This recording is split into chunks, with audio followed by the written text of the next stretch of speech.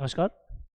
पिछली वीडियो में हम जो 2024 का पेपर था उसके हमने एमसीक्यूज कर लिए, फिल इन द ब्लैंक कर लिया और जो एक नंबर वाले क्वेश्चन थे जिनको परिभाषा थी वो कर लिया। अब हम इसका जो बी सेक्शन है वो अब करने वाले हैं। देखिए बी सेक्शन को देखते हैं। पहला क्वेश्चन दे रखा है बी सेक्शन में जो हमारे पास कि 6 माइक्रोफेरेड के 3 संधारित्र समांतर क्रम में जुड़े हैं तो तुल्य धारिता क्या ज्ञात करें। देखो कितना आसान सा सवाल है। इधर देखिए जरा, हमसे कह रहा है कि मेरे पास संधारित्र हैं C1 बराबर C2 बराबर C3, तीनों के मान है 6 माइक्रोफेरेड। क्या दे रखे हैं? 6 माइक्रोफेरेड। कौन से क्रम में जोड़े गए हैं? देखिए वो हमको दे रखा है एक्चुअली पार्श्व क्रम में जुड़ रहे हैं। कौन से क्रम में जुड़ रहे हैं बेटा? पार्श्व क्रम में। यानी कि पार्श्व क्रम का मतलब है समांतर क्रम। ये कौन से क्रम में जुड़ रहे हैं? समांतर क्रम में। तो समांतर क्रम में तुल्य प्रतिरोध चाहिए, तो समांतर क्रम के लिए तुल्य प्रतिरोध होता है CP बराबर होता है C1 plus C2 plus C3। CP is equal to हो जाएगा 6 plus 6 plus 6, CP is equal to हो जाएगा 18 पिको फैरेड। इतना सा माइक्रोफेरेड है, सॉरी, तो ये माइक्रोफेरेड। इतना आसान सा क्वेश्चन हमको इसमें से दिया गया था। तो ये हमारे पास इसका बी सेक्शन का पहला क्वेश्चन है। नेक्स्ट देखते हैं। नेक्स्ट क्वेश्चन दे रखा है अपन को ये वाला। ये क्वेश्चन मैंने कई बार आपको बता रखा है, इंपॉर्टेंट है। ये पूछा जाएगा किसी सेल के लिए विद्युत वाहक बल व सेल का आंतरिक प्रतिरोध, और एक और ऐड कर लेना आप लोग, टर्मिनल वोल्टता। ये हमसे पूछा जाएगा। पिछली वीडियो में मैंने परिभाषाएं आपको बता रखी है, फिर बता देता हूँ एक बार कि देखिए जब सेल खुले परिपथ में हो, जब सेल खुले परिपथ में अर्थात सेल से धारा नहीं ली जाती है, तो सेल के सिरों पर उत्पन्न जो विभवांतर होता है उसे कहते हैं विद्युत वाहक बल। और विद्युत वाहक बल को अपन ई से लिखते हैं। किसे लिखते हैं? ई से। और इसका जो मात्रक होता है वो एक्चुअली क्या होता है? वो हमारे पास होता है इसका मात्रक वोल्ट। क्या होता है? वोल्ट। नेक्स्ट है टर्मिनल वोल्टता। तो जब सेल बंद परिपथ में हो अर्थात सेल से धारा ली जा रही हो या सेल का उपयोग किया जा रहा हो, जब सेल बंद परिपथ में हो अर्थात सेल से धारा ली जाती है, तो सेल के सिरों पर उत्पन्न जो विभवांतर वो कहलाता है टर्मिनल वोल्टता। और टर्मिनल वोल्टता को हम V से लिखते हैं। इसका मात्रक भी क्या होता है? वोल्ट। क्या होता है? वोल्ट। ठीक है, ये परिभाषा है। या फिल इन द ब्लैंक में पूछ लेगा कि जब सेल खुले परिपथ में हो तो उसके सिरों पर उत्पन्न विभवांतर, खाली स्थान दे देगा, कहलाता है। तो जब सेल खुले परिपथ में हो तो विद्युत वाहक बल। और अगर लिखा हो क्वेश्चन कि जब सेल बंद परिपथ में हो अर्थात सेल से धारा ली जा रही हो, तो सेल के सिरों पर जो विभवांतर कहलाएगा वो कहलाएगा टर्मिनल वोल्टता। एक है सेल का आंतरिक प्रतिरोध। तो बहुत आसान वाली बात है। सेल का निर्माण विद्युत अपघट्यों से होता है, तो सेल के विद्युत अपघट्यों के कारण, सेल के विद्युत अपघट्यों के कारण धारा के मान में उत्पन्न होने वाला अवरोध या बाधा को अपन सेल का आंतरिक प्रतिरोध कहते हैं। और सेल के आंतरिक प्रतिरोध को स्मॉल r से लिखते हैं। और स्मॉल r जो है ये हमारे पास आंतरिक प्रतिरोध का प्रतीक चिन्ह है, इसका मात्रक होता है ओम। अगर इन तीनों में संबंध पूछे कि विद्युत वाहक बल, टर्मिनल वोल्टता और आंतरिक प्रतिरोध में क्या संबंध है, तो E बराबर होता है V प्लस IR, या फिर V बराबर निकाले तो E माइनस IR। यहां से ये क्वेश्चन होता है। ठीक है, ऐसा हम अगर R का मान निकाले तो IR बराबर आएगा E माइनस V बटे में कितना? V। ये हो जाएगा। और यहाँ से R बराबर आएगा E माइनस V अपॉन में I। तो ये हमारे पास सेल के आंतरिक प्रतिरोध का फॉर्मूला होता है। अगला दे रखा है क्वेश्चन कि चुंबकीय बल रेखाओं के दो गुणधर्म लिखो। तो पहले तो चुंबकीय बल रेखा की परिभाषा सुन लें। चुंबकीय बल रेखाएं क्या है? तो देखिए विद्युत क्षेत्र की उपस्थिति में, चुंबकीय क्षेत्र की उपस्थिति में क्षण चुंबक जिस काल्पनिक पथ के अनुदिश गति करती है, गति करने का प्रयास करती है, उस पथ को प्रदर्शित करने वाली रेखाएं क्या कहलाती हैं? चुंबकीय क्षेत्र रेखाएं, चुंबकीय बल रेखाएं कहलाती है। इसके दो गुणधर्म लिखे हैं। पहला वो कि चुंबकीय बल रेखाएं, देखो पहला गुणधर्म है कि चुंबकीय बल रेखाएं ये ऐसे, चुंबकीय बल रेखाएं N से प्रारंभ होती हैं। लिख सकते हैं अपन, देखो हम लिख सकते हैं कि जो चुंबकीय बल रेखाएं हैं, देखो चुंबकीय बल रेखाएं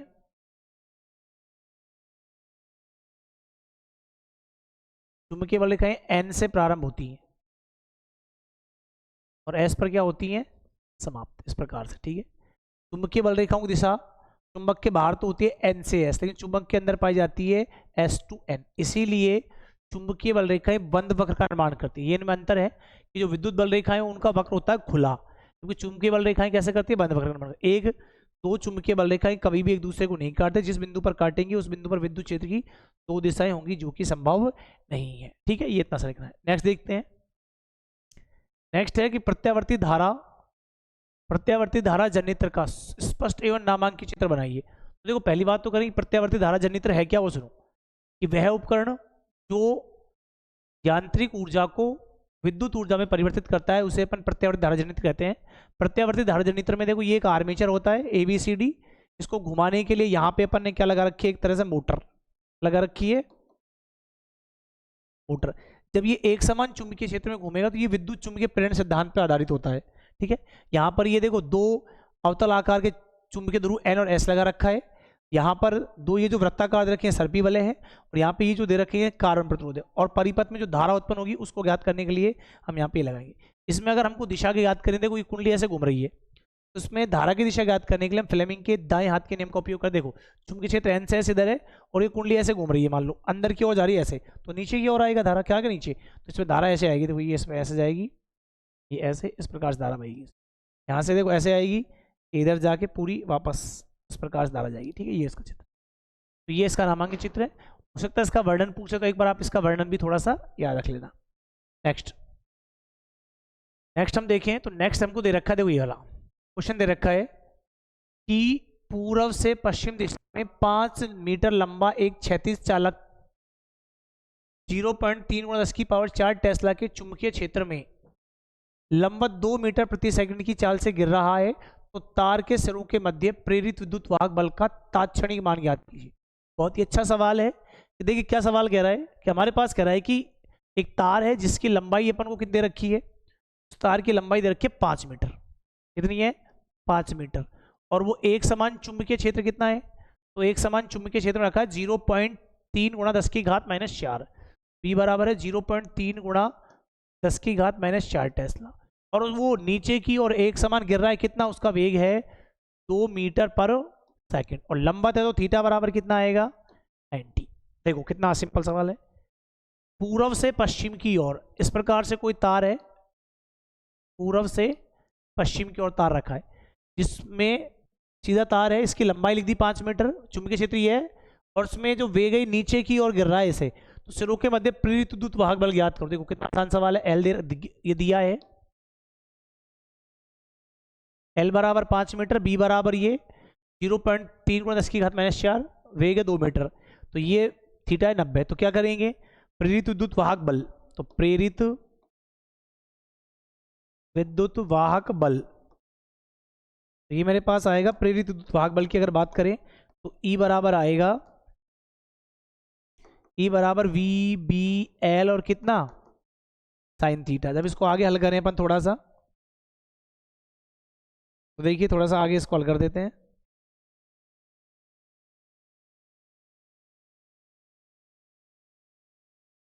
तो VBL साइन थीटा, तो E बराबर V का मान कितना है 2, B का मान है 0.3×10⁻⁴ कितना -4, L का मान है 5 और साइन 90 का मान होता है 1। हल करें तो देखिए, और देखिए यह आएगा 5 दूनी 10, 5 दूनी यह आएगा 5 दूनी 10 गुणा 0.3×10⁻⁴ वोल्ट, और हल करें तो E = आ जाएगा 3×10⁻⁴ वोल्ट। तो ये इसका सिंपल आंसर आएगा। बहुत आसान सा सवाल दे रखा है अपन को सवाल, इसमें इसको क्या करना है, हल करना है। इधर देखिए ये क्वेश्चन दे रखा था अपन को, ठीक है, इसको अपन हल कर लेंगे भाई, ठीक है। इस प्रकार से क्वेश्चन है। नेक्स्ट क्वेश्चन है कि विद्युत चुंबकीय स्पेक्ट्रम में उत्पन्न किन्हीं विद्युत चुंबकीय स्पेक्ट्रम में उपस्थित किन्हीं 3 चुंबकीय तरंगों के नाम लिखिए। तो मैंने आपको बता रखा है कि विद्युत चुंबकीय स्पेक्ट्रम में जो तरंगे होती हैं वो 7 होती है, उनको याद करने के लिए मैंने आपको बता रखा क्या बता रखा है, GXUV बता रखा है, GXUVIMR। तो G का मतलब है गामा, तो यानी कि एक विद्युत चुंबकीय तरंगे तो कौन सी होती है, गामा तरंगे। दूसरी है X का मतलब है X किरणें या X तरंगे, दूसरी हो गई। तीसरी की बात करें U यानी कि अल्ट्रावायलेट, यानी कौन सी, पराबैंगनी, कौन सी, पराबैंगनी। V मतलब होती है विजुअल यानी कि दृश्य तरंगे। चौथी कौन सी है बेटा, दृश्य तरंगे, या इनको अपन कहते हैं प्रकाश तरंगे। कौन सी तरंग कहते हैं, प्रकाश तरंगे। फिर है I अवरक्त इंफ्रारेड्स यानी कि अवरक्त तरंगे, अवरक्त तरंगे। अगली है एम, एम का मतलब है माइक्रोवेव यानी कि सूक्ष्म तरंगे। कौन सी तरंगे? सूक्ष्म तरंगे, सूक्ष्म तरंगे। और अगली है रेडियो तरंगे।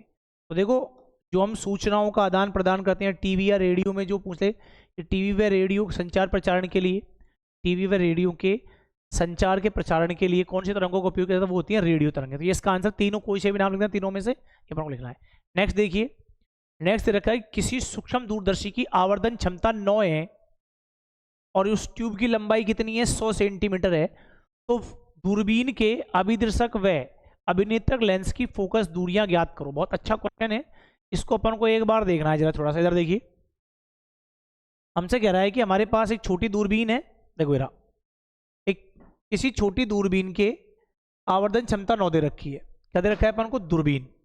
देखिए ए हमको दे रखी है दूरबीन, दूरबीन यानी कि टेलीस्कोप या कह सकते हैं दूरदर्शी। क्या दे रखी है? दूरदर्शी। उसकी आवर्धन क्षमता दे रखी है अपन को कितनी? 9। और कह रहा है कि नलिका जिस पर वो दोनों लेंस लगे हैं, अभिदर्शक अभिनेत्रक, उस नलिका की जो लंबाई है वो दे रखी है 100 सेंटीमीटर। कितनी दे रखी है? 100 सेंटीमीटर। तो बताइए अभिदर्शक एवं अभिनेत्रक, बताइए अभिदर्शक व अभिनेत्रक लेंस की फोकस दूरियां कितनी है? ये अपन सिंपल पूछा। इधर देखिए जरा, तो हम जानते हैं कि अभिदर्शक लेंस जो है, अभिदर्शक लेंस, अभिदर्शक लेंस की फोकस दूरी है f0 एवं अभिनेत्रक की फोकस दूरी, फोकस दूरी है fe। और देखो सूक्ष्मदर्शियों में क्या होता है, यहाँ पे एक बड़ा लेंस लगा है इस, और यहाँ पे होता है छोटा लेंस। तो ये जो दूरी है, जब प्रतिबिंब बहुत दूर रखा हो तो उससे चलने वाला जो अंतिम प्रतिबिंब जब नेत्रिका पर बनेगा, तो यहाँ पे ये जो नलिका की लंबाई है, किसकी लंबाई है? नलिका की लंबाई। तो नलिका की लंबाई f बराबर होता है f0 प्लस कितना होता है? fe। ये याद करना है अपन को। नलिका की लंबाई दोनों की फोकस दूरियों के योग के बराबर होती है। तो यहाँ से इसको लिखें तो f0 plus fe is equal to कितना है? 100। ये समीकरण 1। और हमको दे रखा है m, तो सूक्ष्मदर्शी के लिए m बराबर होता है f0 बटे में कितना? fe। f0 बटे में कितना? fe। तो यहाँ से इसको जब हल करें तो ये आएगा f0 बटे में fe इज इक्वल टू कितना? 9। तो यहाँ से क्या हो जाएगा, ये fe बराबर हो जाए, f0 बराबर हो जाएगा 9 इंटू में fe। हम क्या करेंगे, हमारे पास f0 प्लस fe बराबर 100 है, f0 का मान है 9 ही, इसका मान रख देंगे समीकरण 1 में। क्या लिखेंगे? समीकरण 1 में f0 का मान रखने पर, जब समीकरण 1 में f0 का मान रखेंगे तो ये आएगा इसके, देखो 9e प्लस, देखो 9fe प्लस 9fe, और ये fe बराबर कितना आ गया? 100। कितना आ गया? 100। ये हो जाएगा 10fe बराबर कितना? 100। तो fe बराबर आएगा 10 सेंटीमीटर। तो अभिनेत्रक लेंस की तो आ गई 10 सेंटीमीटर। और जब इस वैल्यू को अपन यहाँ पुट करें इसमें, देखो तो f0 बराबर 10 इज इक्वल टू कितना आएगा? ये 100। तो f0 आ जाएगा 90। तो यानी कि अभिदर्शक लेंस की फोकस दूरी तो है 90 सेंटीमीटर और अभिनेत्र की कितनी आएगी? 10 सेंटीमीटर। तो ये क्वेश्चन है, इंपॉर्टेंट है, देख लेना, हो सकता है इस बार फिर से एग्जाम में आपसे पूछ ले। नेक्स्ट देखिए, नेक्स्ट हमको दे रखा है हाइगन के तरंग सिद्धांत के आधार पर अपवर्तन से स्नेल के नियम की उत्पत्ति करें। हाइगन के तरंग सिद्धांत के आधार पर अपवर्तन से स्नेल के नियम की क्या करें? उत्पत्ति करें। ठीक है, एक मिनट, पहले इससे पहले 2 क्वेश्चन ये देख लेते हैं अपन, ये वाले दोनों इधर फिर कराएंगे इसको। दे रखा है कि प्रकाश का व्यतिकरण किसे कहते हैं। तो जब देखो व्यतिकरण की बात करें तो व्यतिकरण सिंपल है, जब 2 या 2 से अधिक प्रकाश तरंगे जिनकी आवृत्ति क्या हो? समान। जब समान आवृत्ति की 2 या 2 से अधिक प्रकाश तरंगे एक ही दिशा में जाती हुई या संचरित होती हुई अध्यारोपित हो, यानी कि मिलती हैं, तो उनके अध्यारोपण से बनने वाली परिणामी तरंग की तीव्रता कुछ बिंदुओं पर तो आती है अधिकतम, और कुछ बिंदुओं पर क्या आती है? न्यूनतम। प्रकाश की इस घटना को अपन क्या कहते हैं? व्यतिकरण कहते हैं। क्या लिखेंगे? जब 2 समान आवृत्ति और लगभग समान आयाम की प्रकाश तरंगे एक ही दिशा में संचित होती हुई अध्यारोपित होती हैं, तो उनके अध्यारोपण से मिलने वाली परिणामी तरंग की तीव्रता कुछ बिंदुओं पर अधिकतम और कुछ बिंदुओं पर न्यूनतम प्राप्त होती है। इसे व्यतिकरण कहते हैं। व्यतिकरण दो प्रकार का होता है, एक संपोषी और एक विनाशी। यदि जब दो तरंगे समान कला में अध्यारोपित हों तो परिणामी तरंग की तीव्रता व आयाम अधिकतम प्राप्त होते हैं, उसे कहते हैं संपोषी व्यतिकरण। और यदि दो या दो से अधिक तरंगे एक दूसरे के विपरीत कला में अध्यारोपित हों तो उनके अध्यारोपण से जो तरंगे बनती है उन्हें अपन क्या कहते हैं, जो तरंगे बनती है तो उनकी जो तीव्रता है वो प्राप्त होती है न्यूनतम। जब दो या दो से अधिक तरंगे एक दूसरे से विपरीत कला में अध्यारोपित हों तो उनके अध्यारोपण से बनने वाली परिणामी तरंग की तीव्रता व आयाम हमको क्या प्राप्त होता है, अधिकतम प्राप्त होता है। क्या प्राप्त होता है, अधिकतम प्राप्त होता, सॉरी न्यूनतम प्राप्त होता है। उसे अपन क्या कहते हैं, उसे कहते हैं विनाशी व्यतिकरण। ठीक है, ध्रुवण की परिभाषा मैं आपको पिछली वीडियो में बता चुका हूं, इससे पहले वाली में, कि अध्रुवित प्रकाश को ध्रुवित प्रकाश में बदलने की प्रक्रिया क्या कहलाती है, ध्रुवण कहलाती है। और ध्रुवित प्रकाश प्राप्त करने के लिए मुख्यतः पोलराइड का उपयोग करते हैं। पोलराइड पूछे कि पोलराइड किस सिद्धांत पे काम करता है, तो पोलराइड द्विवर्णता सिद्धांत पे, पोलराइड द्विवर्णता सिद्धांत पे क्या होता है, आधारित होता है। और हम कह सकते हैं कि पोलराइड वह उपकरण है जो द्विवर्णता सिद्धांत पर आधारित होता है, और पोलराइड द्वारा अध्रुवित प्रकाश को ध्रुवित प्रकाश में क्या किया जाता है, परिवर्तित किया जाता है। नेक्स्ट देखिए, नेक्स्ट क्वेश्चन हमको दे रखा है, ये देखो ये वाला क्वेश्चन है कि 20 वाट के बल्ब से 5 × 10⁻⁹ फोटोन प्रति सेकंड उत्सर्जित होते हैं, तो प्रत्येक फोटोन की ऊर्जा कितनी है। यानी कि 20 वाट का कोई बल्ब है, उससे प्रति सेकंड 5 × 10⁻⁹ फोटोन उत्पन्न हो रहे हैं, तो प्रत्येक फोटोन की ऊर्जा क्या है, ये हमसे पूछा है। सीधी सी बात है, ये जो ऊर्जा हमको टोटल दे रखी है, ये कितने दे रखी है, इतने फोटोनों की। तो हमको दे रखा है, देखो नंबर ऑफ फोटोन्स क्या है, देखो हमको दे रखा है नंबर ऑफ फोटोन्स है 5 × 10⁻⁹ कितनी 9, और हमको ऊर्जा शक्ति दे रखी है P बराबर दे रखा है कितना, 20 वाट। कितना रखा है, 20। तो हम ये जानते हैं प्रति फोटोन, तो देखो तो प्रत्येक फोटोन की ऊर्जा क्या होती है, तो प्रत्येक फोटोन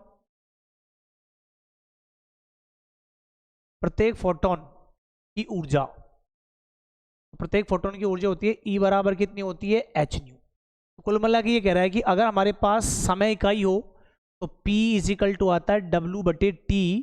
T का मान यदि हम 1 रख दें तो कार्य और शक्ति बराबर होते हैं। कुल मिला के कार्य का मान ऊर्जा है, तो वो कह रहा है कि हमारे पास n फोटोनों की ऊर्जा P है, तो यहां पर लिखा जाएगा P बराबर n इंटू ई, n इंटू क्या लिखा जाएगा, E। तो यहाँ पे अपन कह रहे हैं कि P बराबर W, W बराबर होता है NE, यानी कुल ऊर्जा एक फोटोन की ऊर्जा है E, तो n फोटोन की आएगी NE। हमसे एक, और ये किसके बराबर है, P के बराबर है। किसके बराबर है, P के। जब हमारे पास समय इकाई हो तो शक्ति और कार्य बराबर होते हैं, और एक फोटोन की अगर ऊर्जा है E तो n फोटोनों की आएगी n इंटू में E, और बराबर में कितना P, तो यहाँ से अपन को चाहिए E, तो E बराबर आएगा P/n। तो E = P का मान कितना है, 20, और n का मान कितना है, 5 × 10⁻⁹। तो E = हो जाएगा 4 × 5 = 20, 4 × 10⁻⁹, और ये हो जाएगा जूल। इतनी ऊर्जा होगी एक फोटोन की हमारे पास। तो इसको हम फोटोन क्या निकाल सकते हैं, ऊर्जा कैलकुलेट। बहुत ही आसान सा सवाल, दोबारा देख लीजिए। हमको प्रति सेकंड उत्पन्न होने वाले फोटोनों की संख्या दे रखी है, और कितने बल्ब है, 20 वाट का। तो प्रति सेकंड प्रत्येक फोटोन की ऊर्जा होती है E बराबर कितनी होती है, h न्यू। और हम यदि कहें कि P बराबर W/T होता है, यदि समय का मान 1 है तो P बराबर कितना होता है, W। हम ये कह रहे हैं कि एक फोटोन की ऊर्जा है E, तो कितने फोटोन है, N, तो कुल ऊर्जा हो गई W बराबर कितना, Ne। W किसके बराबर है, P के, तो हमने लिख दिया P बराबर में Ne, तो E बराबर आएगा P/E, तो ये हमारे पास आएगा 4 × 10⁻⁹। नेक्स्ट अपन देखते हैं, नेक्स्ट वो कह रहा है कि डी ब्रोगली की बोर की क्वांटिकरण अभिधारणा की व्याख्या करो। क्या करो, व्याख्या। तो चलो इसकी व्याख्या कर देते हैं, एक बार आप देख लें। तो बोर की द्वितीय अभिधारणा क्या, सुनिए। बोर ने कहा कि बोर के अनुसार, क्या कह रहा है बोर, सुनो। बोर की द्वितीय अभिधारणा,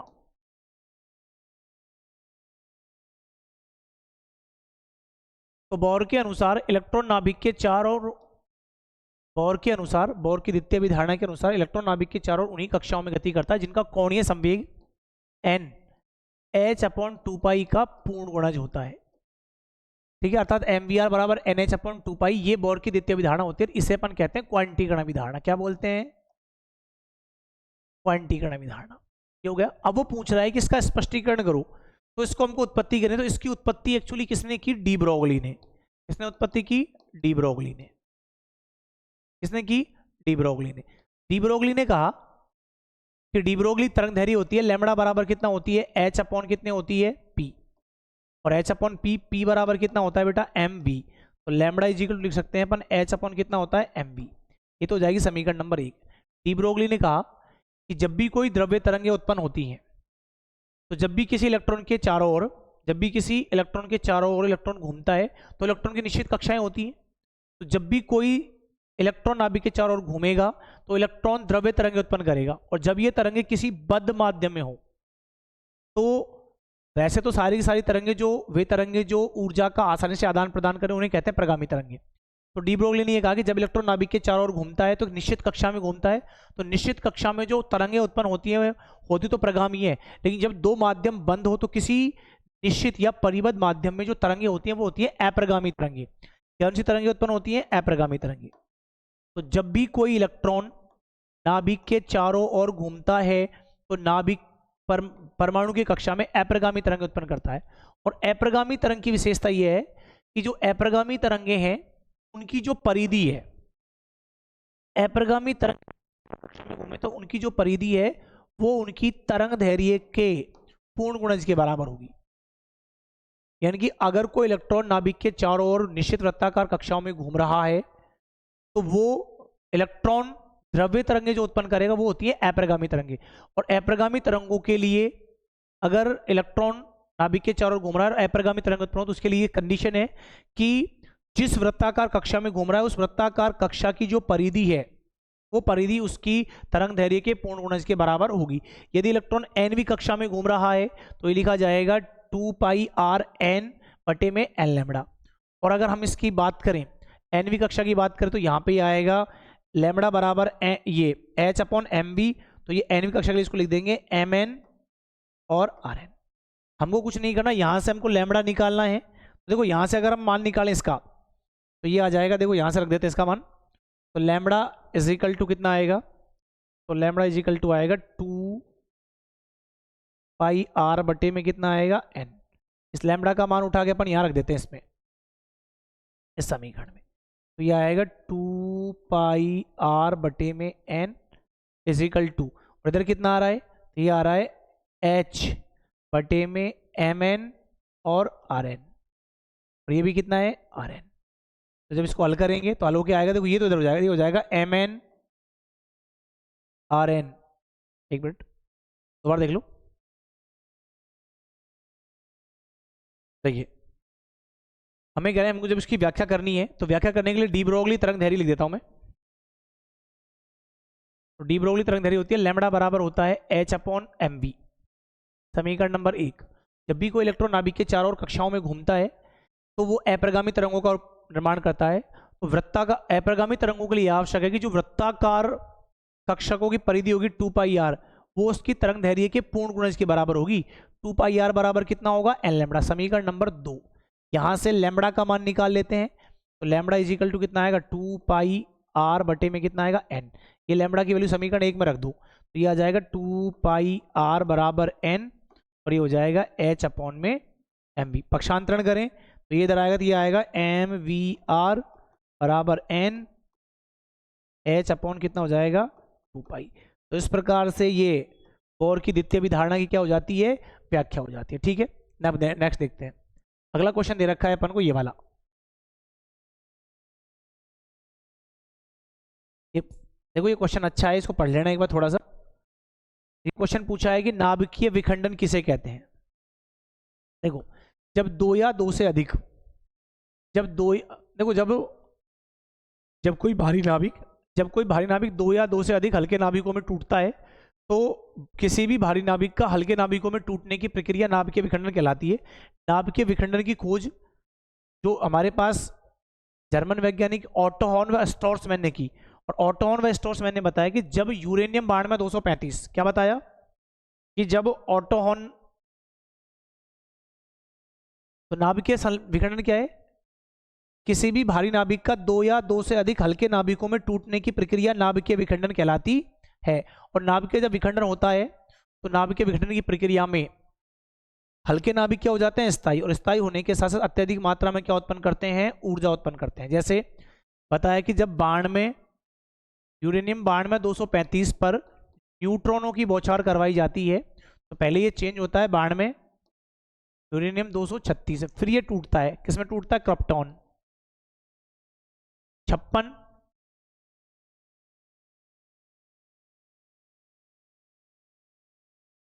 बाण में प्लस बेरियम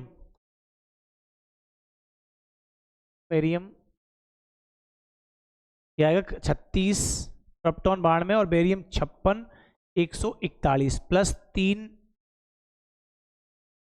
निकलते हैं क्या? न्यूट्रॉन।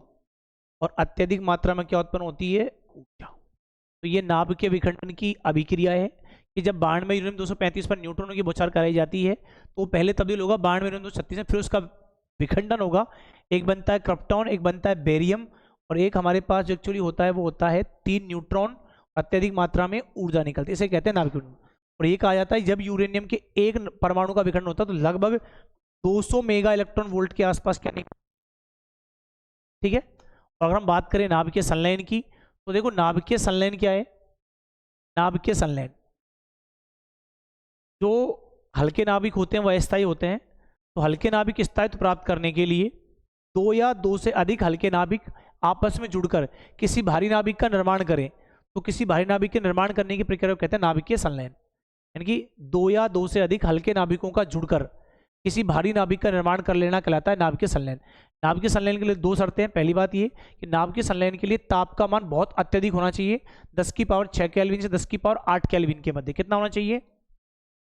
10 की पावर 6 केल्विन से 10 की पावर 8 केल्विन के मध्य। और एक यहाँ पर दाब व ताप, ताप तो होना चाहिए उच्च और दाब होना चाहिए बहुत उच्च, दाब व ताप दोनों उच्च होने चाहिए। और जहाँ पर नाभिकीय संलयन की अभिक्रिया करवा रही है वहाँ पर जो हल्के तत्व हैं वो प्रचुर मात्रा में पाए जाने चाहिए, इसकी विशेषता है। अगर उदाहरण की बात करें तो जब 4 हीलियम के नाभिक आपस में जुड़ते हैं, जब 4 हाइड्रोजन के नाभिक आपस में जुड़ते हैं तो हमारे पास एक बनता है हीलियम, एक निकलता है पॉजिट्रॉन और दो निकलते हैं न्यूट्रिनो, और प्लस में क्या निकलती है? ऊर्जा। और ऊर्जा निकलती है लगभग 27 मेगा वोल्ट। तो जब 4 हाइड्रोजन, कितने? जब 4 हाइड्रोजन आपस में मिलते हैं तो 4 हाइड्रोजनों के मिलने से एक हीलियम के नाभिक का निर्माण होता है, एक हमारे पास इलेक्ट्रॉन का प्रतिकरण निकलता है पॉजिट्रॉन, उसके साथ दो निकलती है न्यूट्रिनो। क्या निकलते हैं?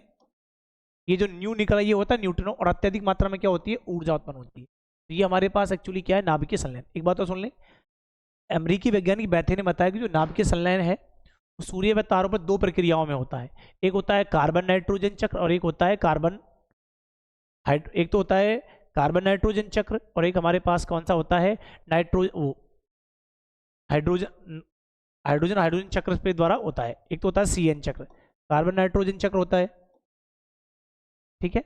और एक एक्चुअली होता है प्रोटॉन चक्र। कौन सा होता है? प्रोटॉन। दो चक्रों में ये क्या होती है? संलयन होती है। एक बात और सुन लीजिए, जब हम प्रतिन्यूक्लियन बंधन ऊर्जा को पढ़ते हैं तो प्रतिन्यूक्लियन बंधन ऊर्जा जिन तत्वों के लिए सर्वाधिक होती है वो तत्व होते हैं स्थायी, और उनके लिए जो रेंज होती है वो होती है लगभग 30 से, प्रतिन्यूक्लियन बंधन ऊर्जा का मान लगभग 8 मेगा इलेक्ट्रॉन वोल्ट होता है। जैसे ही द्रव्यमान संख्या 170 से अधिक जाती है तो देखो भारी नाभिक जिनके लिए द्रव्यमान संख्या 170 से अधिक है वो नाभिक अस्थायी हो जाते हैं। तो इसलिए क्योंकि उनकी प्रतिन्यूक्लियन बंधन ऊर्जा कम हो जाती है, इसलिए भारी नाभिक क्या करते हैं? भारी नाभिक स्थायित्व प्राप्त करने के लिए दो या दो से अधिक ऐसे हल्के नाभिकों में टूटते हैं जिनकी द्रव्यमान संख्या 30 से 70 के बीच आ जाए, जिससे वो क्या हो जाए? स्थायी। तो अगर आपसे पूछ ले कि भारी नाभिकों में विखंडन का गुण पाया जाता है, क्यों? क्योंकि भारी नाभिकों के लिए प्रतिन्यूक्लियन बंधन ऊर्जा का मान कम पाया जाता है, और भारी नाभिक कौन से होते हैं? जिनकी द्रव्यमान संख्या 170 से अधिक हो। तो ये भारी नाभिक स्थायित्व प्राप्त करने के लिए दो या दो से अधिक ऐसे हल्के नाभिकों में टूटते हैं जिनकी द्रव्यमान संख्या 30 से 170 के मध्य हो जाए, ठीक है। ऐसे ही अगर हम हल्के नाभिकों की बात करें तो जो हल्के नाभिक होते हैं तो हल्के नाभिकों के लिए भी प्रतिन्यूक्लियन बंधन ऊर्जा का मान क्या पाया जाता है? कम पाया जाता है। इसीलिए ये हल्के नाभिक प्रतिन्यूक्लियन बंधन ऊर्जा को बढ़ाने के लिए आपस में जुड़ते हैं और जुड़कर अपनी द्रव्यमान संख्या या तो 30 से अधिक करने का प्रयास करते हैं, या फिर इस प्रकार से करते हैं कि ताकि उनकी जो द्रव्यमान संख्या है वो 4 की पूर्ण गुणज हो जाए।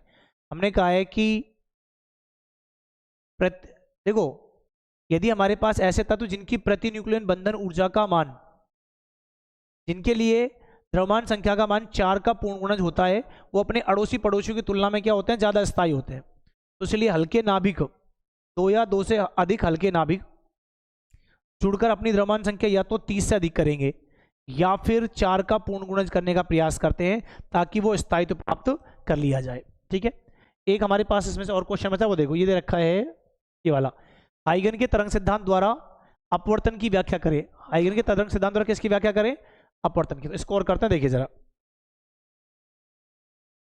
देखो वो करना है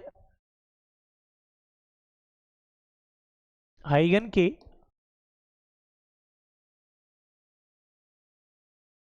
तरंग सिद्धांत द्वारा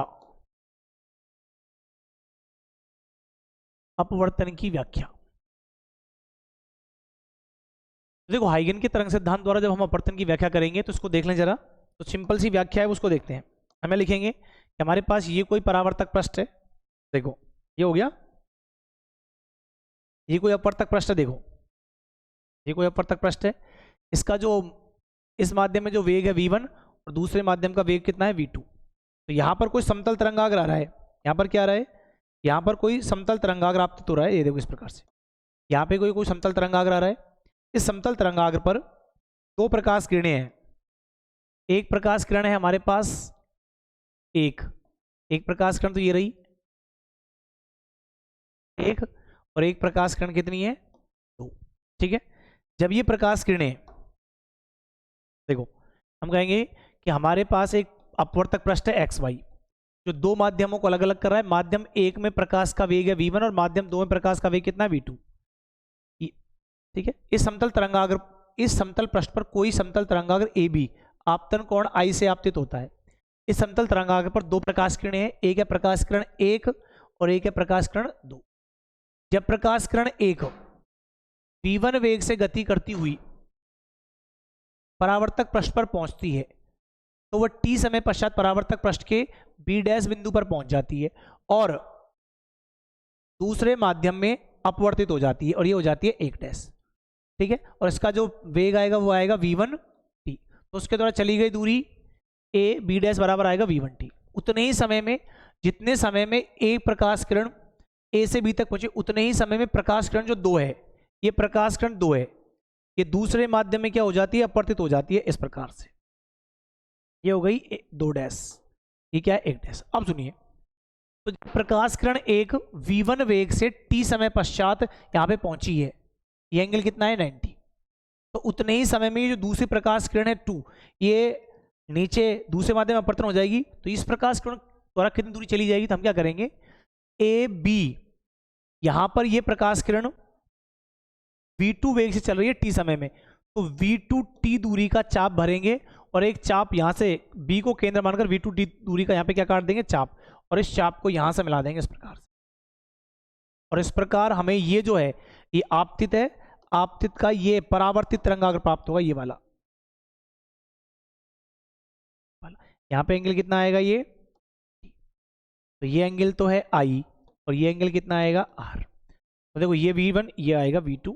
तो हमको क्या सिद्ध करना है, स्नेल का नियम। क्या करना है, स्नेल का नियम।